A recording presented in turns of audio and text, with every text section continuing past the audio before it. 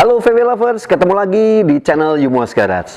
Nah, di video kali ini saya mau flashback sekitar 2,5 tahun yang lalu. Kebetulan bengkel Yumos Garage itu diliput oleh CNN Indonesia dengan dipandu oleh Mbak Desi Anwar. Waktu 2,5 tahun yang lalu, Yumos Garage memang belum punya channel Yumos Garage. Nah, ini barangkali para VW Lovers belum tahu tentang liputan pada waktu itu. Kali ini di video channel Yumos Garage kita mau share tentang liputan dari CNN Indonesia. Nah, pada kesempatan kali ini Yumos Garage mengucapkan terima kasih kepada CNN Indonesia karena dengan liputan 2,5 tahun yang lalu Yumos Garage semakin dikenal baik di Indonesia maupun di dunia. Dan itu memotivasi Yumos Garage untuk membuat sebuah channel namanya channel Yumos Garage. Nah, VW Lovers, sekarang kita lihat liputan dari CNN. Saya putuskan untuk merestorasi mobil itu dari interior, kemudian mesin, kemudian kaki-kaki saya rekondisi sendiri. Itu apa? Dibawa ke bengkel atau saya bawa ke dilakukan bengkel, sendiri? saya bawa ke bengkel karena waktu itu saya belum ada informasi sedikit pun tentang VW. Ya, kuliahnya apa waktu itu? Waktu itu Fakultas Hukum. Ya, kita lanjutkan insight langsung dari bengkel Yumos di Semarang. Mungkin satu-satunya bengkel di Indonesia atau bahkan di dunia yang fokus hanya untuk memodifikasi, renovasi dan bahkan mereplikasi mobil VW ya. Dan kita lanjutkan diskusi kita dengan penggagasnya, penciptanya dan yang memiliki ide pertama yaitu Wahyu Pamungkas, nama kerennya Yudi Yumos, dan katanya yang namanya Yumos ini sudah go international ya. Tadi kita lihat ya, customernya atau pelanggannya itu dari seluruh dunia. Nah, Yudi sendiri ya, bagaimana asal usul kenapa bisa jatuh cinta kepada yang namanya VW itu sehingga ini kehidupannya didedikasikan hanya untuk mempercantik dan merenovasi VW. Ya, jadi awal mulanya itu saya mulai tertarik dengan VW itu pada tahun 1990. Pada waktu itu di kota kami di Semarang ada sebuah pameran VW. Di situ saya datang kemudian melihat berbagai jenis VW. Dan itu saya mulai jatuh cinta. Jatuh cinta pertama itu saya karena bentuknya, terutama saya suka Beetle, VW Beetle. Iya, nah ini salah satu contohnya nih. Iya, VW ini mungkin VW kita Beetle. familiar ini. Iya, betul. VW Herbie. kodok ya kita, Herbie. Jadi karena saya pertama itu suka dengan bentuknya VW, kemudian yang kedua saya pelajari karakter mesin. Mesinnya ini sangat simpel sekali. Iya. Kemudian Di belakang ya? di kalau ini belakang, biasa mesin kalau dia kodok ada di mesinnya itu belakang. Ya, kemudian Ini ada contohnya sistem di sini. pendinginannya dia pakai udara sehingga banyak dijuluki dengan istilah air cooled. Dan ada beltnya kalau nggak salah ya. Kalau Betul, dulu saya waktu pakai fan belt. Dia VW memakai fan kodok belt. keluarga kita yang pertama itu selalu ini ya, kalau membunyikan mesinnya tuh khas ya Iya. suaranya. Karena tipe mesinnya adalah boxer. Nah, dari situ saya mencoba untuk mendapatkan sebuah VW dengan jalan. Waktu itu umurnya berapa? Saya Itu masih semester kuliah? 3. Semester 3.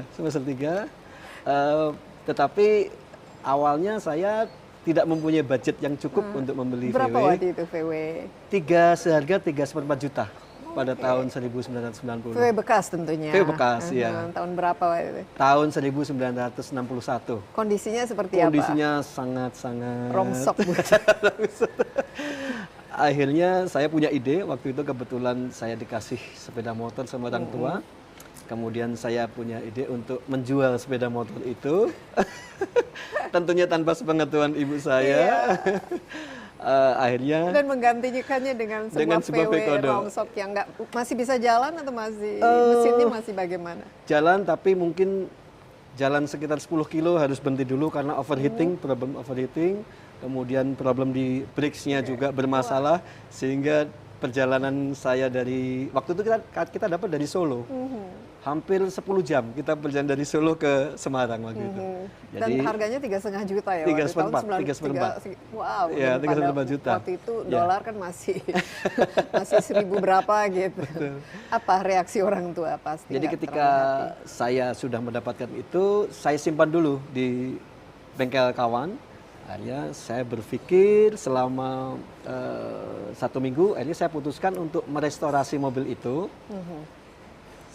Dari interior, kemudian mesin, kemudian kaki-kaki saya rekondisi sendiri. Itu apa? Dibawa ke bengkel atau saya bawa ke dilakukannya bengkel, sendiri? saya bawa ke bengkel karena waktu itu saya belum ada informasi sedikit pun tentang VW. Ya, kuliahnya apa waktu itu? Waktu itu Fakultas Hukum. Hukum ya, nggak ada hubungannya dengan mesin dan lain sebagainya. Tapi mudah atau berapa waktu dibutuhkan untuk Saya merestorasi? butuhkan waktu itu sekitar 3,5 bulan. 3,5 bulan untuk merestorasi semuanya. Setelah selesai, saya coba advertising. Karena setelah melihat pertentangan dari orang tua saya coba jual mobil itu. Dan ternyata di luar ekspektasi saya, bahwasanya mobil itu terjual hampir 2 kali lipat dari modal. Oh, dari modal. Jadi ketika saya beli dengan 3/4, bisa beli sepeda motor lagi gitu. tidak saya belikan sepeda motor. Jadi setelah terjual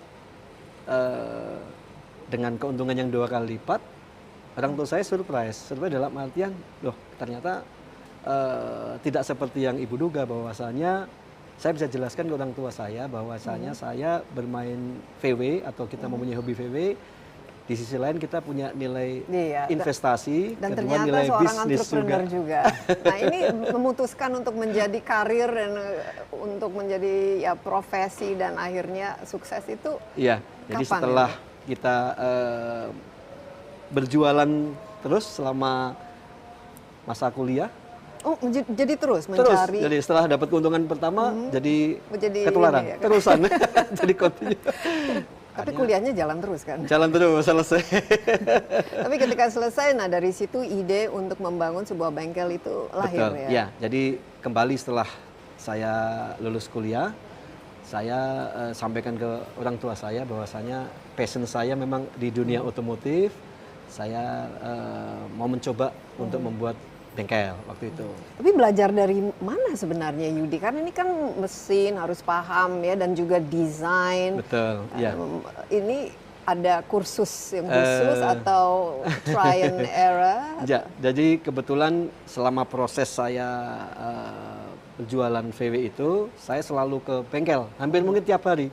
Saya dari bengkel A ke bengkel C ke bengkel B, semua kita coba. Dari situ saya belajar secara otodidak, kemudian kita juga banyak belajar ke tempat-tempat bengkel, sehingga lambat laun saya mulai mengerti. Dan ternyata bakat ya. Ternyata. Nah ini kita ada beberapa contoh di sini, ini khusus bagi teman-teman anak-anak milenial yang sekarang mungkin pahamnya hanya ya mobil Jepang ya. Nah ini di sini ini yang tadi kalau disebut Dakota itu ya kombi Dakota, ini ada beberapa contohnya. Betul. Yang ini yang apa ini, namanya? Yang Dakota ini tahun berapa? VW Dakota tahun 66 up. Jadi setelah 66 up, dia lampu belakangnya ini besar, belakang, kemudian front indikator di depan juga besar, kemudian ini tipe 13 window.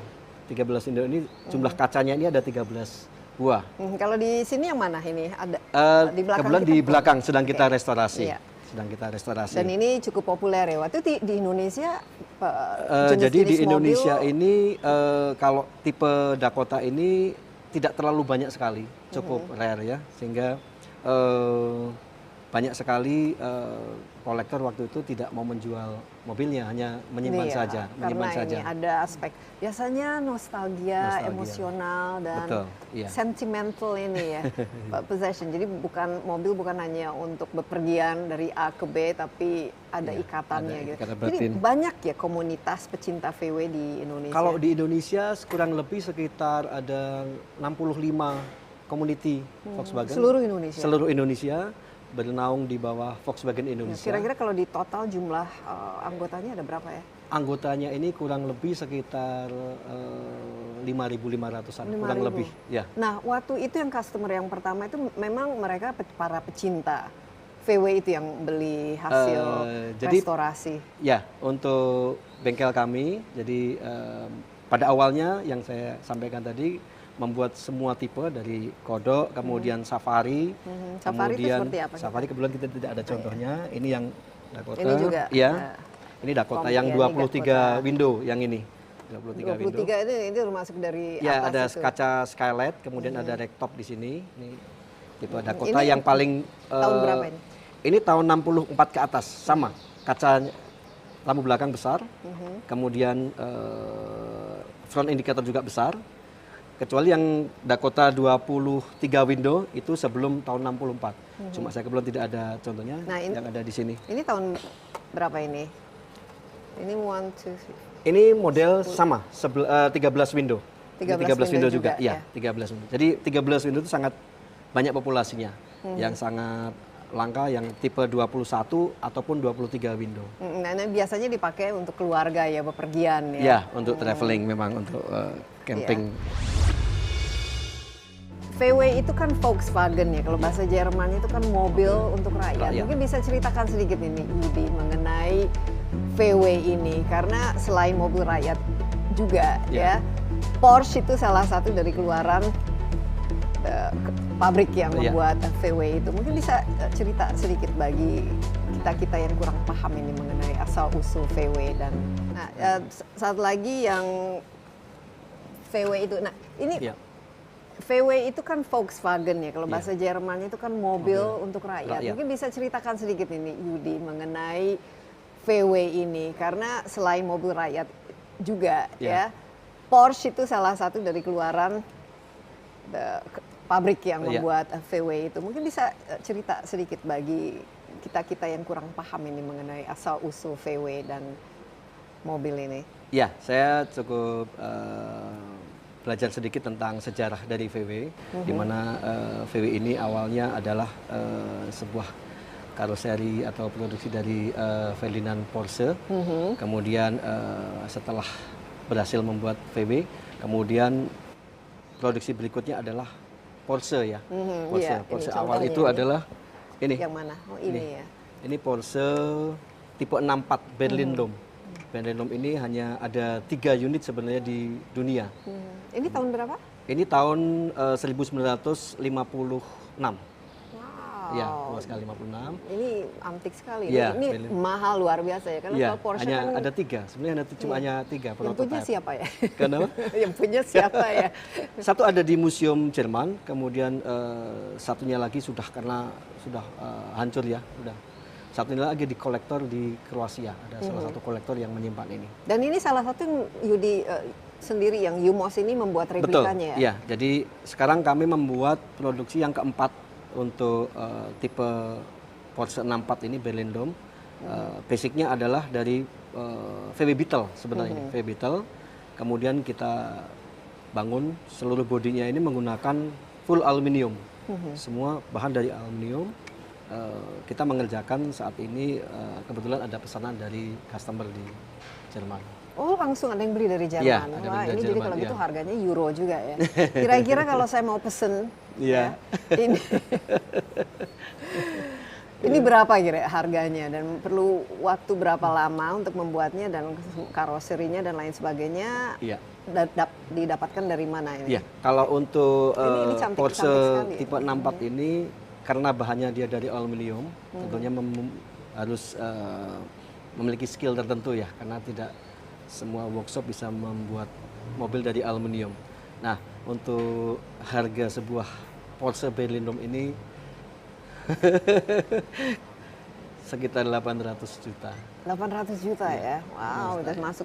Ya, tapi kalau misalnya Porsche aslinya pasti luar biasa mahalnya. Iya, pasti lebih mahal, jauh lebih mahal. Jadi sudah berapa jumlah mobil sejak tahun 98 sampai sekarang ini yang sudah diproduksi dan yang paling banyak itu tipe-tipe apa saja? Kalau dari kami buka bengkel dari tahun 98, totali kurang lebih sekitar 225-an unit ya, segala tipe. Jadi dari Beetle, kemudian dari Safari, kemudian dari Kombi, kemudian dari Dakota. Paling banyak tentu yang Dakota ya? Ya, semenjak tahun 2010 kami fokus ke membuat karoseri replika Dakota. Jadi kami hanya membuat replika Dakota saja. Kemudian pada tahun 2016 kami mengembangkan lagi inovasi baru, di mana kami membuat replika Porsche 356. Kedua juga saya membuat replika Porsche Abarth, yang juga ini Abarth. Ini Porsche Abarth. Ini seperti mobil Iya. ini ya, James Bond. Porsche Abad ini hanya ada 21 unit di dunia sebenarnya ini. Nah, kami Benar-benar kebetulan collectors ya. collector item ya, ya. Jadi saya kebetulan mendapatkan sebuah project dari customer Jerman untuk membuat mobil tipe Porsche Abad ini, di mana dia hanya menyerahkan sebuah toys dengan perbandingan 1:8. Kebetulan blueprintnya tidak ada. Saya coba searching juga tidak ada. Akhirnya oke, saya cuma minta toys ini aja, dan kita coba membuat sebuah mobil dengan bahan dari Jadi toys ini. hanya dari contohnya sebuah mainan bisa menjadi satu mobil. Ini Betul, ngomong ya. siapa yang pesen di Jerman dan untuk Ya, dipakai? jadi di Jerman kebetulan hanya untuk eksebisi saja, untuk kolektor juga. Jadi dia Tapi layak jadi jalan memberikan- kan? Layak Maksudnya jalan, ada. iya, layak jalan. Mesinnya, Mesin basicnya ini dari Porsche 356. jadi mesin asli Porsche. Mesin asli gitu? Porsche seperti ini. Iya. Maksudnya bukan mesin dari diambil dari Bukan, mobil iya. lain. Gitu. Kebetulan kami mendapatkan izin import temporari dari pemerintah Indonesia untuk mengimport mobil bekas untuk direstorasi di Indonesia. Setelah selesai kita kembalikan lagi ke negara asal. Nah, kebetulan customer Jerman itu membawa Porsche seperti ini, tapi kondisinya sudah sangat hancur sekali, sehingga yang kami gunakan hanya sasis dan mesinnya saja. Seluruh bodi kita ambil, kita ganti dengan Porsche Abad tersebut. Dan ini dari semua full dikerjakan aluminium. di bengkel Semua kami kerjakan di Jumos. Tapi untuk license segala macam ini sebenarnya nggak ada ya namanya intellectual copyright atau hak cipta. Jadi sebenarnya diperbolehkan ya, ya, ini karena semua membuat replikasi. ya, untuk mobil-mobil klasikal seperti ini banyak sekali modifikator di luar negeri yang mencoba membuat replika. Tapi mereka kebanyakan dari bahan fiberglass karena untuk bahan dari aluminium ataupun dari steel dari sumber daya manusianya juga mungkin di sana belum begitu banyak yang menguasai. Dan juga Sehingga mungkin mahal sekali nanti mahal ya kalau- juga, kemudian untuk masalah gaji juga ya di sana kan tingkat biaya labornya juga mahal, sehingga kebanyakan mereka meminta untuk dibuatkan di Indonesia karena tingkat di sini kan lebih Jadi murah. berapa untuk persen biaya. untuk ekspor? Kalau saat ini kami 70% ekspor, 30%. 70%? Iya, 30% lokal. Wow, luar biasa. Gimana saya kita ingin merasakan ya bagaimana di dalam salah satu kombi yang sudah direnov kita boleh masuk silakan, tapi silakan. kita ini ya karena di sini saya lihat juga ini ada yang menarik ya. Iya. Kombi ini Snell menjadi camper. Snell camper, ya. Ini ciptaan betul. Ini produksi pertama kali bahkan di dunia ya model Snell camper ini. ini ada miniaturnya ada di miniatur, sini. ya, kebetulan, Saya lihat ya. ini ada kulkas, ada dapur, ada tempat tidur, bunk bed dan juga ada kursi yang bisa Iya, dibuka rock ini and roll bed. Betul. menjadi tempat tidur. Seperti tempat tidur.